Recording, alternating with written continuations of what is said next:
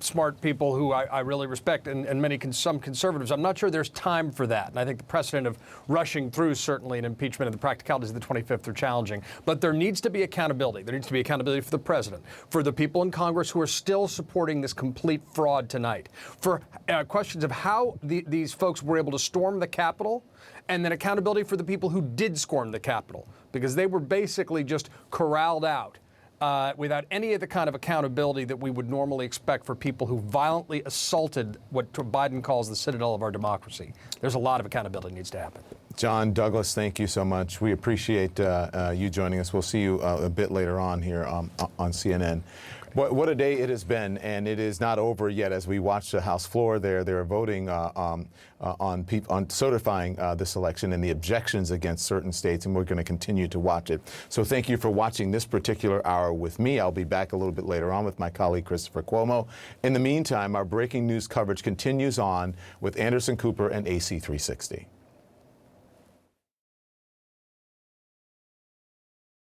Again, history is being written tonight on both ends of Pennsylvania Avenue. There is turmoil inside the White House, silence from the president, and talk of invoking the 25th Amendment to remove the president after he turned his mob on Capitol Hill.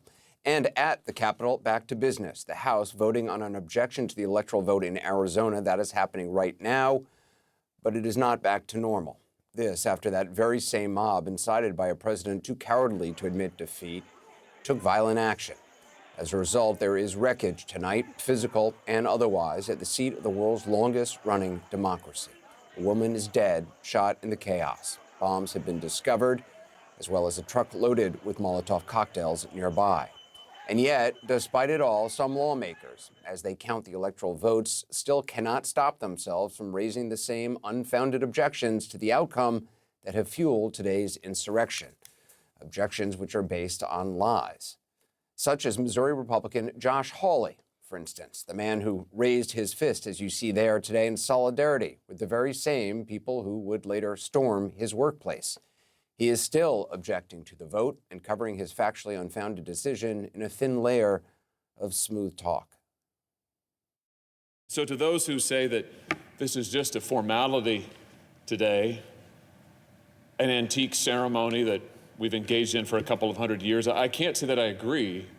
I can't say that our precedents suggest that. I actually think it's very vital what we do. The opportunity to be heard, to register objections is very vital, because this is the place where those objections are to be heard and dealt with, debated, and finally resolved. In this lawful means, peacefully, without violence, without attacks, without bullets. He wants to be president, and he thinks this is his play to help him. He thought that before the violence. Maybe now he's not so sure, but he's sticking with it because, frankly, he has, I guess, no other options. Ted Cruz, same thing. He wants to run for president. He got beat by Trump the last time. Now he thinks he can try to get as many Trump voters as possible, as long as he stays in the president's good graces. And this is his ticket to try to do that. To their credit, a number of his colleagues were shaken enough, or needed to appear shaken enough, to withdraw their planned objections. And then there's Utah Republican Mitt Romney, who was never on board with this now deadly charade at all. Fairly or not, they'll be remembered for their role in the shameful episode in American history. That will be their legacy. No congressional audit is ever going to convince these voters, particularly when the president will continue to say that the election was stolen. The best way we can show respect for the voters who are upset is by telling them the truth. Telling them the truth.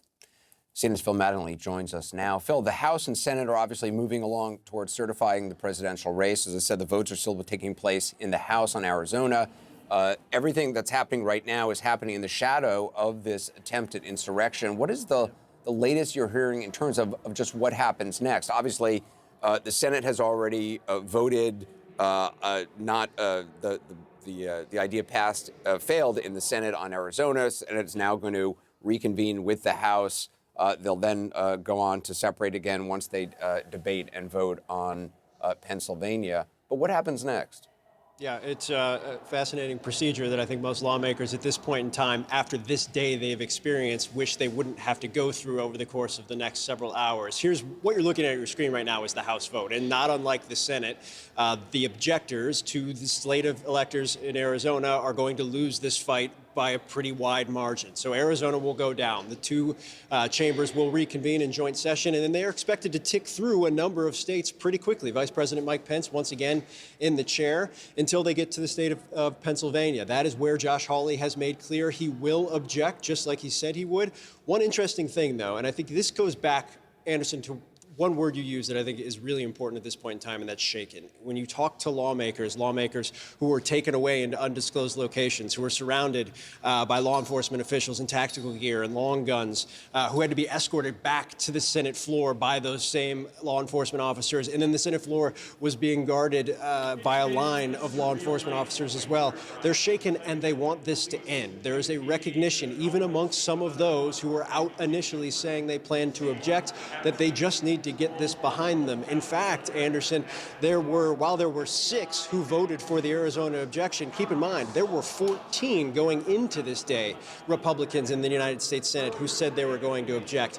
A number of Republicans changed their minds, citing what they saw, citing, I think, what they recognized, that their words, their actions, and how they lined up with the president had very, very real repercussions, and grasping the fact that, again, this needed to end quickly. So timeline-wise, while we know that Pennsylvania will be objected to, we expect the Senate to immediately move to a vote. In other words, yield back all of the 2 hours they'd be given to debate, and then have that vote. That will quicken the process over there. The real question is in the House. House Republicans want to talk about this. House Republicans, even after today, have made very clear there are a number of them that agree with everything that the president has said or tweeted before his Twitter account was locked, and they will likely want to debate or use a good portion of those 2 hours.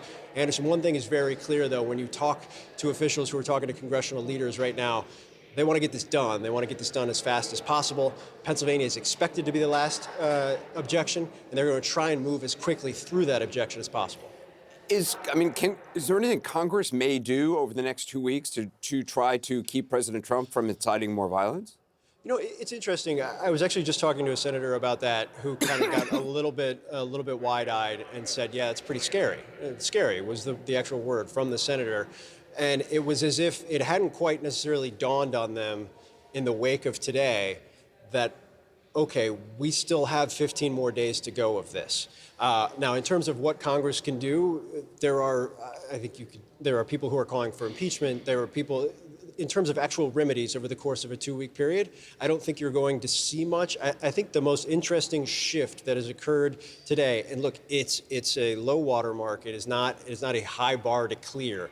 But you have seen Republicans who, over the course of the last 4 years, particularly in the United States Senate, would never, ever attribute anything that went wrong to President Trump. You might know that's what they thought, but they would either dodge the question, not answer the question, or try and pivot somewhere else, who have made very clear what happened today was in large part, if not entirely, because of President Trump. And so that shift, while it's just rhetorical, will be interesting to watch. And what will probably be more interesting is whether or not any of their constituents follow them when they, as a number of senators have said, tell the truth about what's going on, tell the truth about what's happening. But in terms of tangible, actionable things you're going to see over the next couple of weeks, frankly, I think most senators and members of Congress who are unnerved right now are kind of in a hope and pray mode.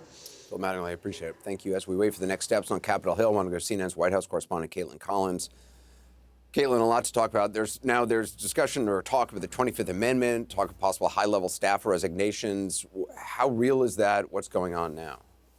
Well, it depends on which one you're referencing. The 25th Amendment is certainly being discussed. You know, we've talked about this before back in the day during the Russia investigation. This seems more real at this time. I don't actually have an idea yet if it's actually something that they would move forward with, but it is something that senior staff right now is discussing. But the other thing that does seem more likely and more imminent potentially is mass resignations from senior officials, because several currently right now are considering resigning, including the National Security Advisor, Robert O'Brien, who has really closely aligned himself with the president over the last several months, but today came out in defense of the vice president and, of course, the Deputy National Security Advisor, whose resignation could come sooner. I just want to interrupt. rather than Speaker later. Pelosi is speaking. Let's listen.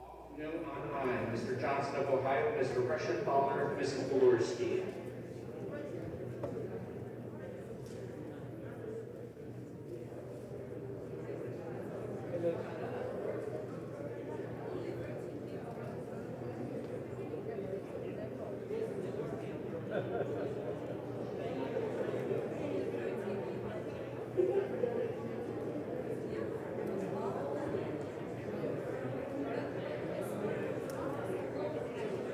Okay, we're waiting on her. I'm sorry, I got wrong information. It looks like they're trying to get the last members to vote. Caitlin, please continue.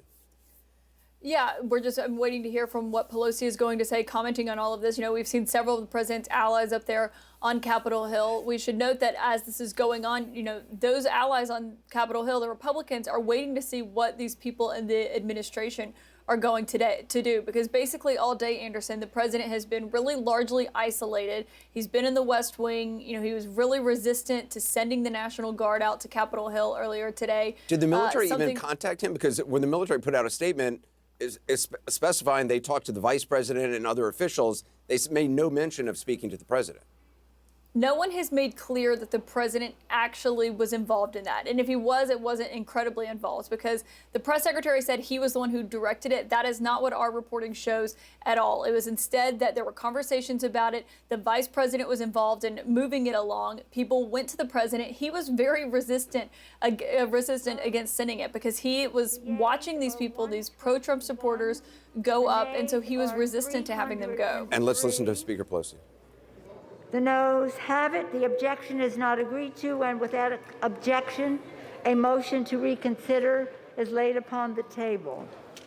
The clerk will now notify the Senate of the action of this House, informing that body that the House is now ready to proceed in joint session with the further counting of the electoral vote for the President and the Vice President. To remind both sides of the aisle, during the joint session, there are 11 House Republicans, 11 House Democrats, 11 House Senate Democrats, 11 Senate Republicans, 44 members on the floor. Please view the proceedings from your offices. Thank you. So now senators are going to come. There's going to be another joint gathering of both the Senate. Of how serious we take the coronavirus threat and the need for social distancing. Please, my colleagues, if you are not participating in the next part of this, please return to your offices. So senators will then walk over. They will begin again on the electors. And then they will eventually take a vote on Arizona. Sorry again, Caitlin, to interrupt. The president's Twitter account has been shut off for at least 12 hours. Twitter has done that. His allies' objections to the Electoral College count of Congress have dwindled. Do we know what he is doing tonight? Because, I mean, the idea that he was just watching this mayhem on television, not calling in the National Guard, reluctant to call in the National Guard, because, of course, these are his people who he calls patriots. And even after witnessing the destruction that they wrought, and, you know, somebody being shot on Capitol Hill, he talked about them being great people and you know, that he loved them. And look how long it took for the National Guard to get there. You know, this is a president who, in every other situation that we've seen play out with protests, with riots over the last year, the president has been eager, Anderson, to send in the National Guard. And he has criticized governors if they've refused to do so very publicly. Yet today, he was the one who was resistant to do so. Yeah. And, you know, it was around 1:30 this afternoon, we started seeing people start to breach those barricades. And they were assaulting police officers, getting pepper sprayed. And despite that, still, it took a lot of effort to get the president to not only put out a statement saying that they should go home, because before he was saying remain peaceful, though nothing that we were watching was peaceful. And then he was resistant to the National Guard. That involved the vice president getting involved and the acting defense secretary, Chris Miller, getting involved to actually get the National Guard deployed out there. And it's because of how the president is viewing this pro-Trump mob that was fueled by his lies about the election going there. And he was, you know, someone described it to me as he was borderline enthusiastic because they were going and they were disrupting this certification that we're still waiting on now. And that was the president's ultimate goal that he wanted today with the vice president, with his Republican allies, was he wanted a disruption. And of course, now we've gotten one that has completely shaken Washington, including several of his own staffers and allies on the Hill. Yeah, I mean, let's just be frank. If it had been thousands of black people marching on the Capitol, if it had been thousands of Muslims marching on the Capitol, storming barricades, breaking into the Capitol, causing mayhem, the idea that the president would have just watched it all on TV is, I mean, absurd. I mean, the difference in the police response. Yeah. Yeah, defended them, said he loved them, said they were special. There was the last tweet that the president sent that has really freaked people out, where he was defending them, saying, this is what you get when you steal an election, basically, which, of course, this election wasn't stolen, but he was defending what we saw today. And that is just, there are going to be a lot of people who criticize White House staffers and, coming out at the 11th hour to now resign or voice their objections to the president, but seeing it today has actually unsettled people, and they are genuinely freaked out over the president's reaction to this and how he has responded to what the rest of us, have witnessed. Right, and frankly, what we witnessed long before this, when we saw armed thugs storming the Michigan State House, threatening elected leaders there, the president gave him an attaboy. The president was cheering them on. Again, referring to them as great people, just as he did neo-Nazis, of course, in Charlottesville. So I understand, there are a few people resigning, they say on principle, in the waning days of an administration that they're going to lose their jobs in anyway. But we have seen this before. This is not new. This is not the first time. Maybe it just happened a few blocks closer to them this time, and suddenly they felt a sense of fear, and so now they're acting. That doesn't speak very well of them, in my opinion. Caitlin, I appreciate all your reporting this difficult day. Joining us, CNN political commentator Scott Jennings, former special assistant to George W. Bush, and CNN political analyst and investigative journalist Carl Bernstein. We're also going to have a panel on law enforcement because there's a lot of questions about, why were protesters, rioters, insurrectionists, domestic terrorists able to penetrate the Capitol like this? Why were there not preparations as there were for Black Lives Matter protesters this summer? Scott, should President Trump remain in office for the next 2 weeks? Well, I've been wrestling with this question all day. He's clearly violated his oath of office to preserve, protect, and defend the Constitution to the best of my ability. And no one could, with a straight face, argue that he is preserving, protecting, or defending it. In fact, it's the opposite of defending it. It's under attack. And so he's certainly not doing any of that to the best of his ability. So if you wanted to strictly look at his oath, he's violated it. You could probably make an argument he violated it this weekend when he called the Georgia Secretary of State as well, which seems like a lifetime ago. I don't know the answer. I know that there are things being discussed. I don't know what the right thing to do is. Tonight, he doesn't seem like, to me, based on the tweets that were removed, that he learned any lesson after this got out of hand today. This is what you get when you steal an election. He didn't learn anything when this happened today. And so if that's going to be his attitude for the next 2 weeks, I'm very fearful of what other insurrection-type activities. And that's exactly what it was. It was an insurrection, and it should be labeled as such. I can't believe more people haven't been arrested for storming the Capitol of the United States. And I can't frankly believe there are still Republicans tonight siding with the people who stormed the Capitol by voting for these objections, siding with the people who are wearing animal pelts and horns and scaling down the walls of the U.S. Senate. It's absurd, and it's a stain on this president, on our party, on our country. And I cannot believe what I saw on my television today and had to explain to my children at home. And I know Trump supporters who are good and decent people who are raising questions about, well, those weren't really Trump supporters storming the Capitol. The guy wearing, horns on his head showed up in another demonstration. That doesn't look like a Trump supporter. I mean, it's unbelievable how already they are trying to rewrite what we all witnessed with our eyes. Carl, do you believe the 25th Amendment can be invoked? And I guess it would have to come from the vice president and the cabinet. Not sure any of them really have the backbone for that, or do they? I think at this point there is the backbone to do something, because there is recognition that the president of the United States is dangerously unstable. Vice President apparently recognizes it, according to people on the Hill. Look, for 3 weeks now, people around the President of the United States have been trying to talk him down, to restrain him. He has been acting, in one of those people's words, like a madman and a despot. That we are in an unprecedented, dangerous situation with an out of control, unstable President of the United States. And there is now recognition in the cabinet, in the White House staff, on Capitol Hill among Republicans, that our President of the United States is a danger, not just to the national security of the United States, but really to all of our democratic institutions. And as well, he does have military abilities. And this began in some ways 3 weeks ago, maybe 4. There was a attempt by the president that he had to be talked down from, stared down by the generals and some people at the Department of Defense for an action that he wanted to take abroad that was regarded as reckless and dangerous. And that set off alarm bells. And those alarm bells have been going off day after day after day as he's become more irrational, as he's become more unhinged. They've seen a lot of it before, but never so consistently and so out of control and out of touch with reality as now. We have a national emergency with an unstable, dangerous president. And the consensus is among those near him, something has to be done to restrain him and isolate him.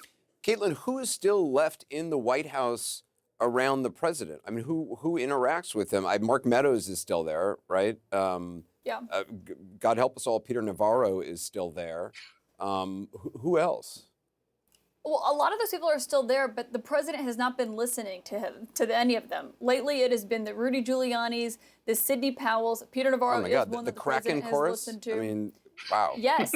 Even though they've distanced themselves from Sidney Powell, the president has fully embraced all of Sidney Powell's ideas. He brought up half of them on that call with the Georgia Secretary of State. So it's not just who's around, it's the president is not listening to people. I mean, he has met with the vice president several times over the last few days about what today was going to look like. And even today, he made a last-minute appeal to Pence, believing he could basically bully him into going up to Capitol Hill and doing something that he doesn't have the authority to do. It's not a decision by Mike Pence of whether or not he's going to stand by the president or do this. He just does not have that ability. Yeah. But the president would not internalize that, and he would not accept that. And so I think it's the president being completely resistant to that. And I think it is the concern about what his time left in office could look like. That is why you're hearing those conversations about the 25th Amendment, because basically it's been so desperate, all of his attempts, and after witnessing what happened today and how the president responded, I think that is what has started those conversations in earnest. Well, also, this is the legacy of the president. I mean, this is the shambles is the legacy of the president, that and the deaths of hundreds of thousands of Americans and the illness, the sickness and the devastation, the economic devastation. It's his legacy. It's his children's legacy. It's the legacy of Ivanka Trump and Jared Kushner. It's the legacy of Donald Trump Jr., who spent this morning talking tough in front of this unruly crowd early in the morning, egging them on, just as the president did, just as Eric Trump did and Lara Trump did. And once they actually started walking toward the Capitol, did you see any of the Trump children scurrying around with them? No.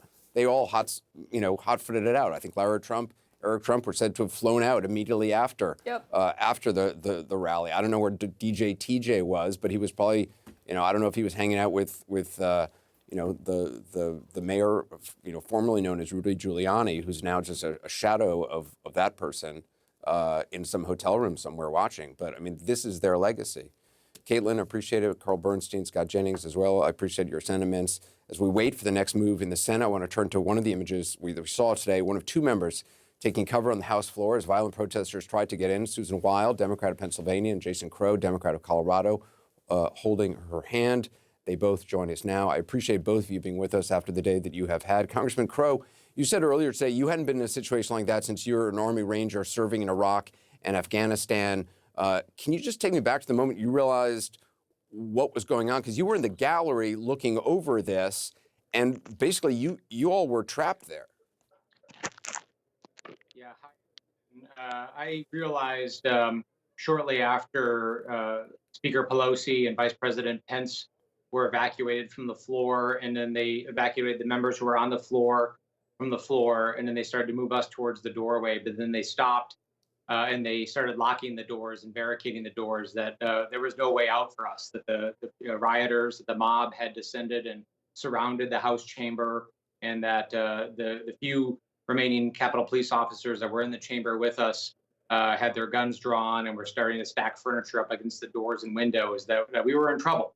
And we started to think about what we needed to do. And it was the first time in many, many years since I was an Army Ranger that I thought that I might have to fight my way out. Congresswoman Wild, when the police instructed you to get down as they were drawing their weapons, what went through your mind? Because clearly in this photo, it is a very dramatic photo. Well, thank you, Anderson. Unlike Jason, I had never had experience in combat, and I suddenly felt like I was thrust into combat, and it was terrifying. My heart was pounding. We had just finished climbing through around the gallery to try to get to the door where we were supposed to exit. And then all of a sudden that door was barred too because of some further disturbance. And so it was, all I can tell you is that it was the most panicky moment of my life. Congressman Crow, you think about what might have happened. I mean, had there not been security on the door, had some of these people gotten in, there's no telling what a mob like this can do. I mean, you know better than anybody. You've been on frontline positions. A mob, is an incredible. It's like an organism. I mean, people do things in a mob that they wouldn't ordinarily do if it was just an individual. It's unbelievable that this happened at all. How long were you there after this photo were taken? I mean, how long did it last before you realized before you were able to get a way out? Well, we were stuck in the chamber, I'd say, for about 15 or 20 minutes without a way out. And you're right, Anderson. This was an unspeakable tragedy and a travesty and an enormous security failure. There are some very serious questions about how this ever happened in the first instance. And as you've been talking about tonight, had this been a group of Black Lives Matter protesters or other folks, I think it would have been handled very differently. Massive security failure. I think an awful lot of people should lose their jobs over this, over what has happened. But that said, a mob is extremely dangerous, and we're actually fortunate that it wasn't even far worse than it was, because it could have very well been a lot worse. I read today that the head of the Department of Homeland Security, guy Chad Wolf, is out in the Middle East somewhere on some sort of farewell tour.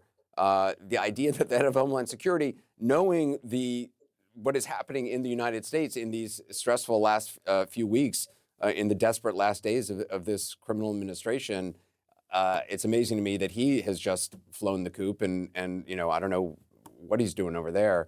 Congressman Jason Crow, I appreciate talking to you tonight. Congresswoman Susan Wild as well. Thank you so much for your time. I'm glad you both are safe. The president, as we've been reporting, could not bring himself to condemn the mob he unleashed. Far from it. He said that he loved them, that they were great. President-elect, however, made it plain.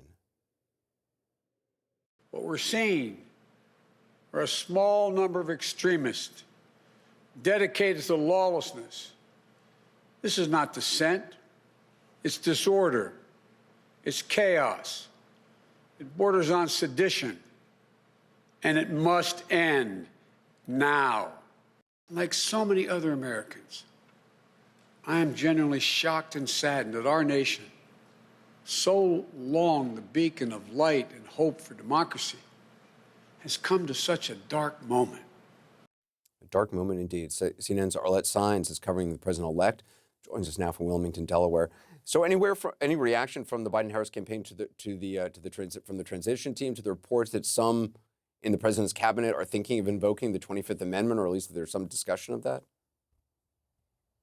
Well, Anderson, we haven't gotten any direct reaction to those reports that some members of the cabinet may be considering invoking the 25th Amendment. Part of that is because these are things that are still underway. You don't always see the Biden transition weigh in so early in the process, but also Biden's aides simply want to let his words from earlier today stand, where he directly and passionately spoke about what was happening and unfolding at the Capitol, calling it an insurrection, saying that the Capitol was under siege. And he also talked about how words of a president matter. That is something that you hear Biden go to time and time again over the course of the campaign, as he kind of talked about some of the division in this country. And you heard the president-elect urging President Trump to tell these people engaging in these acts at the Capitol to stop. And it really speaks to the president-elect's belief in the power of the presidency. And what you saw from him today was this attempt to fill this leadership vacuum that, as the current president, was not forcefully condemning what was happening at the Capitol, and the president-elect taking it into his own hands to try to offer that calm and sense of unity that he believes needs to be projected as he's set to take office in 2 weeks. Yeah, Arlette Saenz, I appreciate it. We are going to take a quick break as we wait for the joint session to reconvene. Coming up next, a closer look at why these insurrectionists face so little resistance from law enforcement. Where was the law enforcement? Those who were there were certainly, many were not in full riot gear, were not prepared for this, did the best they could with what they had. Former police chiefs of the Capitol and the district join us, along with former FBI Director Andrew McCabe. Later, presidential historian Tim Naftali's take on this moment and what could follow. This is Steve. He used to have gum problems. Now, he uses TheraBreath Healthy Gums Oral Rinse with clinically proven ingredients, and his gum problems have vanished. TheraBreath. It's a better mouthwash at Walmart, Target, and other fine stores. Real love is daring to impress. Being honest with each other. Saying yes to great ideas. eHarmony, here for real love. When language learning gets hard, make it fun.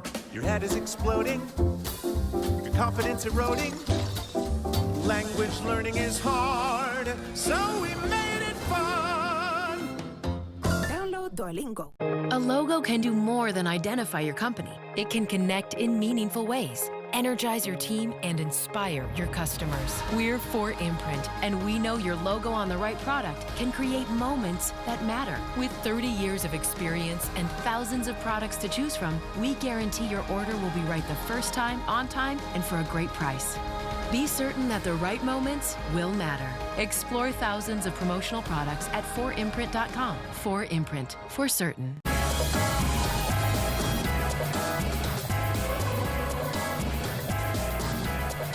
All-new Sandals Montego Bay, Jamaica's newest and hottest resort. Call 1-800-SANDALS. Well, for all the police presence tonight in and around the Capitol, it is hard to fathom such an absence of it earlier today as insurrectionists literally scaled walls, broke windows to get inside the Capitol. The question tonight is pretty simple. Why were police so unprepared? And even afterwards, why were so few arrests seemingly made? And was the treatment these people received seems far different than what it would have been had it been when even the police preparation in some of the protests we saw this summer. CNN's Jim Sciutto has been working his sources on that, joins us now. Do we know why law enforcement was caught so off guard? We don't, honestly, Anderson. This was telegraphed, as you know.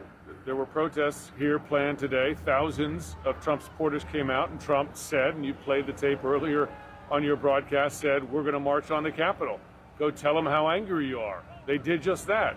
And hundreds broke into the Capitol, Anderson, hundreds broke through those barriers. And when you see the videos, police were clearly overwhelmed. They didn't have the manpower there, man or woman power there to resist. Just did not seem to be the planning or the intel. Well, don't even call it intelligence, because it was broadcast, along the airways that this is where they were going.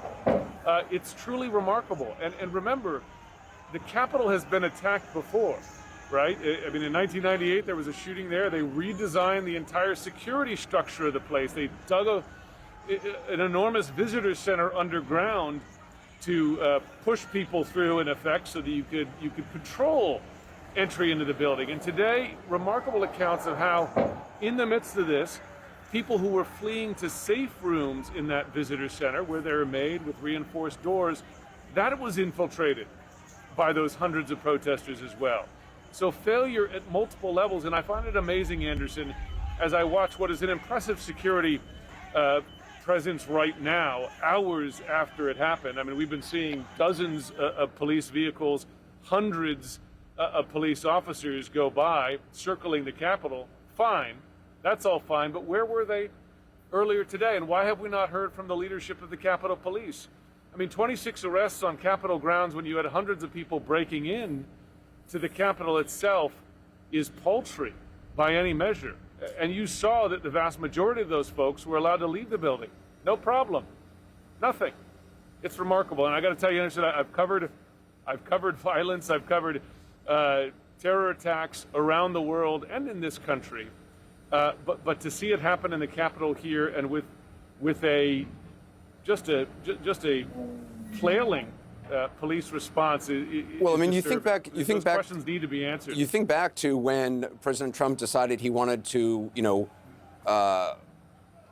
walk over to in front of a church and hold a Bible up upside down, and was very willing and able to clear out an entire park full of peaceful protesters very aggressively in a matter of seconds with militarized, well-armed, and well-protected law enforcement officials from a variety of federal agencies. I don't understand why there wasn't preparation in advance on this. We're taking another look, Jim, just so you know, at the House floor. Senators walking in. Let's just take that full screen for a moment. Let's listen.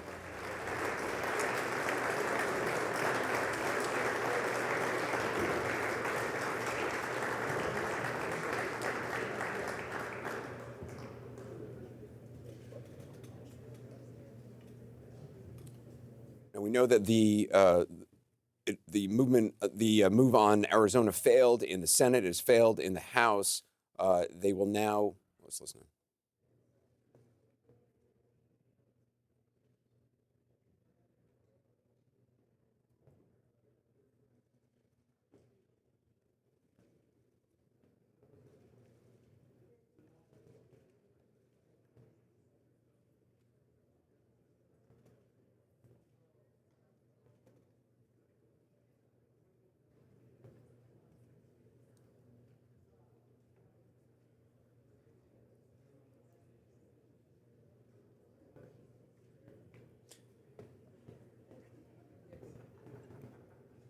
As we continue to watch the senators coming in. Phil Mattingly, what do we expect now?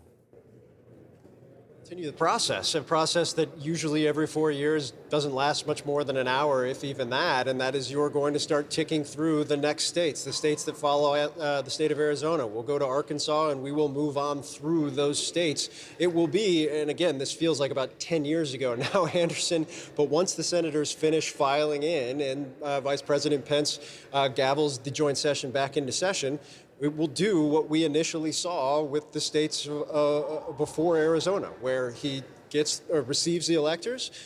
He asks if there's any objections. We know there's not going to be an objection to Arkansas. It will be accepted, and then they will move on. And they will move on state by state, alphabetically, until there is an objection where both a House member and a senator pair up in writing to agree to that objection. The only one we know that's coming right now is Pennsylvania. Now, there will be other states, I'm told, that House Republicans will plan to object to. It won't matter so long as they don't have a senator to pair up with. And again, as of this point, the only senator who has stated that they plan to object on anything further is Josh Hawley of the state of Pennsylvania. And any sense of just how long this entire process may take? Yeah, it's basically the question I've been asking everyone that's in my Rolodex at the moment, and I feel like it's been the question that a lot of members and staff have been asking me. One thing to keep in mind here, I think it's become abundantly clear over the course of the last couple of hours, is that members in both parties, even those who plan to object, even those who initially wanted to object and then have changed their mind, they want to get this done, and they want to get this done quickly. They've already set up a process in the U.S. Senate that even when Josh Hawley objects to Pennsylvania and they recess and go back to the chamber to have that debate, they will not utilize the 2 hours of debate at all. They will yield back and they will likely head straight into a roll call vote. The open question right now is the House. There are House Republicans who want to talk, who want their 5 minutes, allotted 5 minutes, want an opportunity to say whatever it is they want to say. They may take up the full 2 hours. The rest of the process, when you take out the 2 hours of debate, when you take out the roll call votes, particularly in the House, because of how they are cautious, or how cautious they are with COVID issues, it can move along pretty quickly. And I think you're going to see over the course of the next 30 or 45 minutes, they're going to move through the non-objection states very, very quickly. The big outstanding issue right now, I think, in terms of if you want to know when this is going to end, you need to know how long the House is going to debate the Pennsylvania objection before they vote. Once that's done, and so long as there are no other objections where there's a House member and there's a senator that agree in writing on those objections, they'll get through the end of the alphabet on the states, and then they'll have the final vote on certification. I want to bring in Tim Naftali as we continue to wait here, a historian. Tim, just as a historian, how do you see today and what we're witnessing? Anderson, today was the first time in our history that a president has opposed a peaceful transfer of power. We've never seen this before. The president's actions, both in inciting the insurrection and then in his initial response to the insurrection, the fact that he didn't ask people to leave the Capitol, is tantamount to encouraging violence. And that makes him the first president ever to encourage violence during what is supposed to be a transfer of power. Let's listen in. Having taken their seats, the two houses retired to consider separately and decide upon the vote of the state of Arizona to which an objection has been filed. The Secretary of the Senate will report the action of the Senate.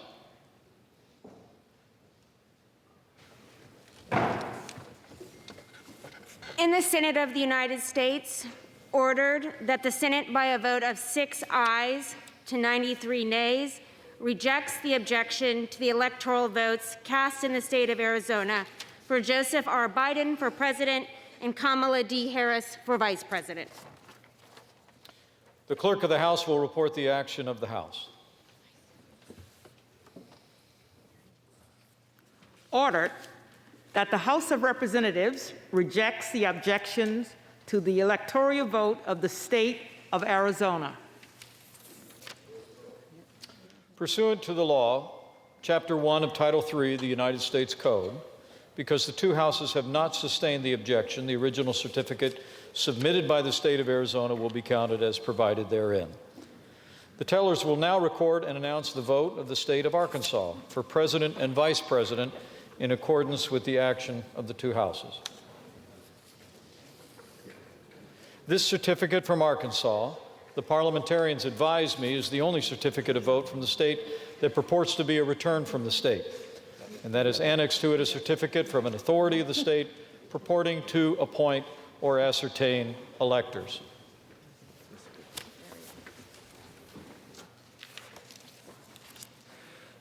Mr. President, the certificate of the electoral vote of the state of Arkansas seems to be regular in form and authentic. And it appears therefrom that Donald J. Trump of the state of Florida received 6 votes for president, and Michael R. Pence of the state of Indiana received 6 votes for vice president.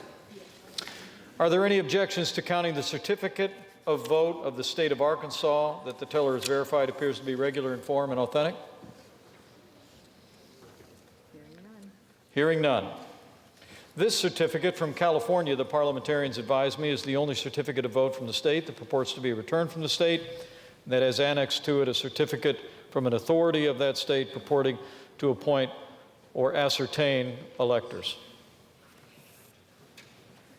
Mr. President, the certificate of the electoral vote of the state of California, I would say the great state of California, seems to be regular in form and authentic, and it appears therefrom that Joseph R. Biden Jr. of the state of Delaware received 55 votes for president, and Kamala D. Harris of the state of California received 55 votes for vice president. Are there any objections to counting the certificate of the vote of the state of California that the teller has verified appears to be regular in form and authentic? Hearing none, This certificate from Colorado, the parliamentarians advise me, is the only certificate of vote from the state that purports to be a return from the state, and that has annexed to it a certificate from an authority of the state purporting to appoint and ascertain electors.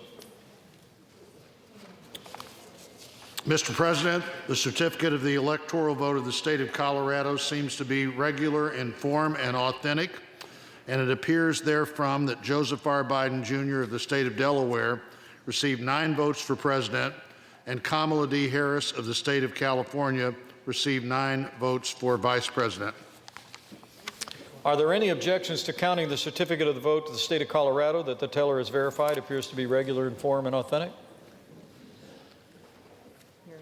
Hearing none. This certificate from Connecticut, the parliamentarians advise me, is the only certificate of vote from the state that purports to be a return from the state, and that has annexed to it a certificate from an authority of that state purporting to appoint or ascertain electors.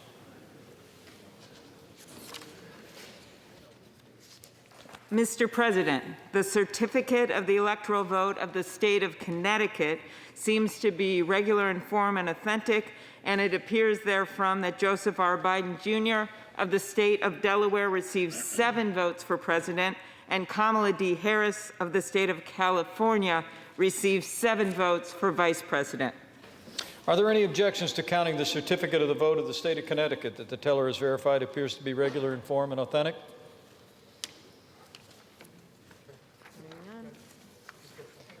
Hearing none. This certificate from Delaware, the parliamentarians advise me, is the only certificate of vote from the state that purports to be a return from the state, and that has annexed to it a certificate from an authority of the state purporting to appoint and ascertain electors. Mr. President, the certificate of the electoral vote of the state of Delaware seems to be regular in form and authentic, and it appears therefrom that Joseph R. Biden, Jr.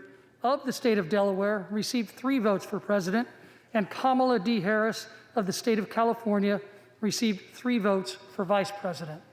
Are there any objections to counting the certificate of the vote of the state of Delaware that the teller has verified appears to be regular in form and authentic? Hearing none. This certificate from the District of Columbia, the parliamentarians advise me, is the only certificate of vote from the district that purports to be a return from the district, and has annexed to it a certificate from an authority of the district purporting to appoint or ascertain electors. Mr. President, the certificate of the electoral vote of the District of Columbia seems to be regular in form and authentic, and it appears therefrom that Joseph R. Biden, Jr. of the state of Delaware received 3 votes for president, and Kamala D. Harris from the state of California received 3 votes for vice president. Are there any objections to counting the certificate of vote of the District of Columbia that the teller has verified appears to be regular in form and authentic? Hearing none. This certificate from Florida, the parliamentarians advise me, is the only certificate of vote from that state that purports to be a return from the state, and that has annexed to it a certificate from an authority of the state purporting to appoint or ascertain electors. Mr. President, the certificate of the electoral vote of the state of Florida seems to be regular in form and authentic, and it appears therefrom that Donald J. Trump of the state of Florida received 29 votes for president, and Michael R. Pence of the state of Indiana received 29 votes for vice president. Are there any objections to counting the certificate of vote of the state of Florida that the teller has verified appears to be regular in form and authentic? Hearing none. This certificate from Georgia, the parliamentarians advise me, is the only certificate of vote from that state that purports to be a return from the state, and that has annexed to it a certificate from an authority of the state purporting to appoint or ascertain electors.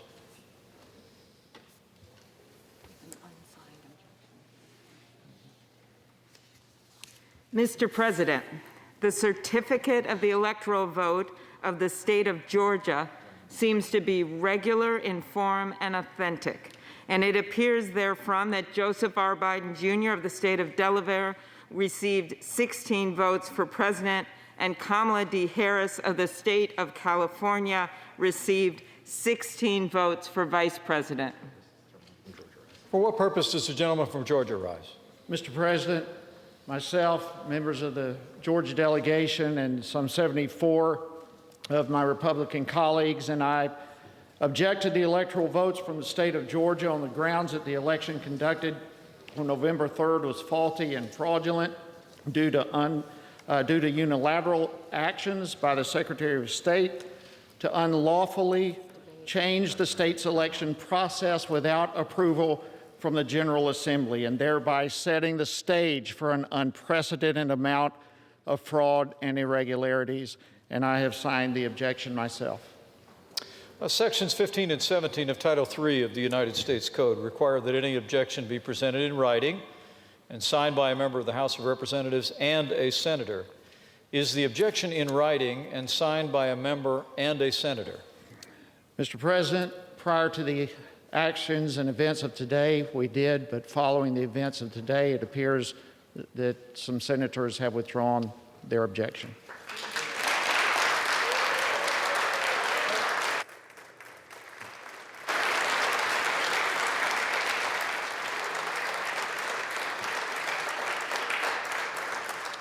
In that case, the objection cannot be entertained. Section 18 of Title III of the United States Code moves us.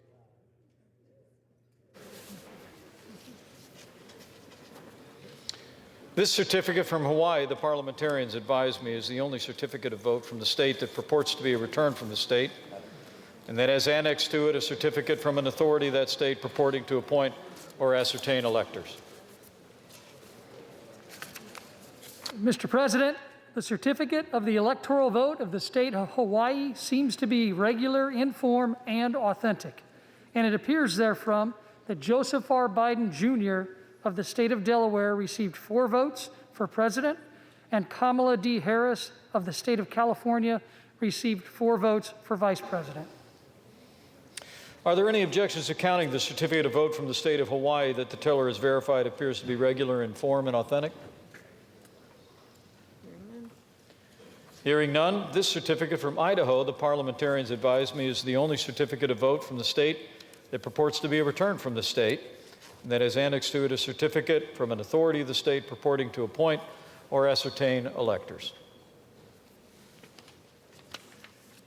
Mr. President, the certificate of the electoral vote of the state of Idaho seems to be regular in form and authentic, and it appears therefrom that Donald J. Trump of the state of Florida received 4 votes for president, and Michael R. Pence of the state of Indiana received 4 votes for vice president. Are there any objections to counting the certificate of vote from the state of Idaho that the teller has verified appear to be regular in form and authentic? Hearing none, this certificate from Illinois, the parliamentarians advise me, is the only certificate of vote from that state that purports to be returned from the state, and that has annexed to it a certificate from an authority of that state purporting to appoint and ascertain electors. Mr. President, the certificate of the electoral vote of the state of Illinois seems to be regular in form and authentic, and it appears therefrom that Joseph R. Biden Jr. of the state of Delaware received 20 votes for president, and Kamala D. Harris of the state of California received 20 votes for vice president. Are there any objections to counting the certificate of the vote of the state of Illinois that the teller has verified appears to be in regular form and authentic? Hearing none, this certificate from Indiana, the parliamentarians advise me, is the only certificate of vote from that state that purports to be a return from the state, and that has annexed to it a certificate from an authority of that state purporting to appoint and ascertain electors. Mr. President, the certificate of the electoral vote of the state of Indiana seems to be regular in form and authentic, and it appears therefrom that Donald J. Trump of the state of Florida received 11 votes for president, and Michael R. Pence of the state of Indiana received 11 votes for vice president. Are there any objections to counting the certificate of the vote of the state of Indiana that the teller has verified appears to be regular in form and authentic? Hearing none. This certificate from Iowa, the parliamentarians advise, is the only certificate of vote from the state that purports to be a return from the state, that has annexed to it a certificate from an authority of the state purporting to appoint or ascertain electors. Mr. President, the certificate of the electoral vote of the state of Iowa seems to be regular in form and authentic, and it appears therefrom that Donald J. Trump of the state of Florida received 6 votes for president, and Michael R. Pence of the state of Indiana received 6 votes for vice president. Are there any objections to counting the certificate of vote of the state of Iowa that the teller has verified appears to be regular and authentic? Hearing none. This certificate from Kansas, the parliamentarians advise me, is the only certificate of vote from that state that purports to be returned from the state, and that has annexed to it a certificate of authority of the state purporting to appoint or ascertain electors. Mr. President, the certificate of the electoral vote of the state of Kansas seems to be regular in form and authentic. It appears therefrom that Donald J. Trump of the state of Florida received 6 votes for president, and Michael R. Pence of the state of Indiana received 6 votes for vice president. Are there any objections to counting the certificate of vote of the state of Kansas that the teller has verified appears to be regular in form and authentic? Hearing none. This certificate from the Commonwealth of Kentucky, the parliamentarians advise me, is the only certificate of vote from that state that purports to be a return from the state, has annexed to it a certificate of authority of the state purporting to appoint or ascertain electors. Mr. President, the certificate of the electoral vote of the Commonwealth of Kentucky seems to be regular in form and authentic, and it appears therefrom that Donald J. Trump of the state of Florida received 8 votes for president, and Michael R. Pence of the state of Indiana received 8 votes for vice president. Are there any objections to counting the certificate of the vote of the Commonwealth of Kentucky that the teller has verified appears to be regular in form and authentic? Hearing none. This certificate from Louisiana, the parliamentarians advise me, is the only certificate of vote from that state that purports to be a return from the state, has annexed to it a certificate of authority from the state purporting to appoint or ascertain electors. Mr. President, the certificate of the electoral vote of the state of Louisiana seems to be regular in form and authentic, and appears therefrom that Donald J. Trump of the state of Florida received 8 votes for president, and Michael R. Pence of the state of Indiana received 8 votes for vice president. Are there any objections to counting the certificate of the vote of the state of Louisiana that the teller is verified to be regular in form and authentic? Hearing none. This certificate from Maine, the parliamentarians advise, is the only certificate of vote from that state that purports to be a return from the state, that has annexed to it a certificate of authority from the state purporting to appoint or ascertain electors. Mr. President, the certificate of the electoral vote of the state of Maine seems to be regular in form and authentic, and it appears therefrom that Joseph R. Biden Jr. of the state of Delaware received 3 votes for president, and Donald J. Trump of the state of Florida received 1 vote for president, and Kamala D. Harris of the state of California received 3 votes for vice president, and Michael R. Pence of the state of Indiana received 1 vote for vice president. Are there any objections to counting the certificate of vote of the state of Maine that the teller has verified appears to be regular in form and authentic? Hearing none. This certificate from Maryland, the parliamentarians advise me, is the only certificate of vote from that state, purports to be a return from the state, has annexed to it a certificate from an authority of the state purporting to appoint or ascertain electors. Mr. President, the certificate of the electoral vote of the state of Maryland seems to be regular in form and authentic, and it appears therefrom that Joseph R. Biden Jr. of the state of Delaware received 10 votes for president, and Kamala D. Harris of the state of California received 10 votes for vice president. Are there any objections to counting the certificate of the vote of the state of Maryland that the teller has verified appears to be regular in form and authentic? Hearing none. This certificate from the Commonwealth of Massachusetts, the parliamentarians advise, is the only certificate of vote from that state, purports to be a return from the state, and has annexed to it a certificate from an authority of the state purporting to appoint or ascertain electors. Mr. President, the certificate of the electoral vote of the Commonwealth of Massachusetts seems to be regular in form and authentic, and it appears therefrom that Joseph R. Biden Jr. of the state of Delaware received 11 votes for president, and Kamala D. Harris of the state of California received 11 votes for vice president. Are there any objections to counting the certificate of the Commonwealth of Massachusetts? The tellers advised appear to be regular, in form, and authentic. Hearing none, this certificate from Michigan, the parliamentarians advise, is the only certificate of vote in that state that purports to be a return from the state and has annexed to it a certificate of authority of the state purporting to appoint or ascertain electors.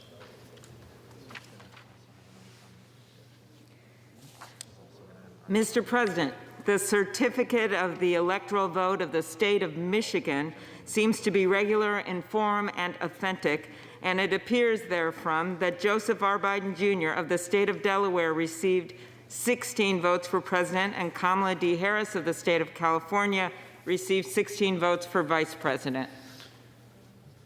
For what reason does the gentlelady from Georgia rise? Mr. President, I, along with 70 of my Republican colleagues, object to the counting of the electoral votes for the state of Michigan on the grounds that the error rate precedes the FEC rate allowed at 0.0008%, and that the people who signed affidavits at risk of perjury, their voices have not been heard in a court of law.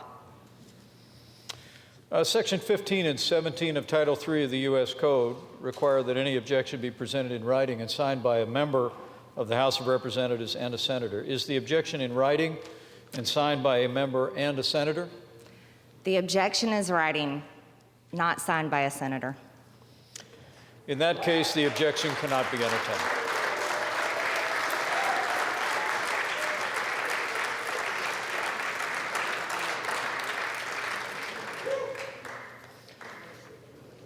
Are there any further objections to counting the certificate of the vote from the state of Michigan?